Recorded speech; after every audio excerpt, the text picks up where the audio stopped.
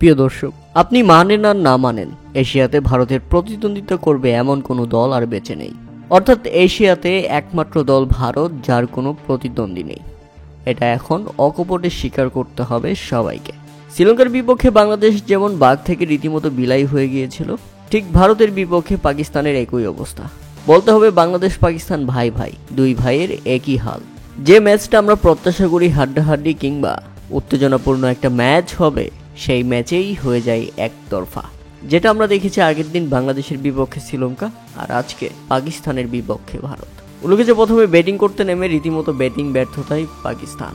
ওপেনাররা ব্যর্থ, তাই তো মাত্র 64 রানের মধ্যেই তারা হারিয়ে ফেলে 5 উইকেট। এরপর শেষ পর্যন্ত 127 রানের লক্ষ্য দাঁড় করাতে পারে শুধুমাত্র শাহিন শাহ আফ্রিদির 16 বলে 33 রানের সুবাদে।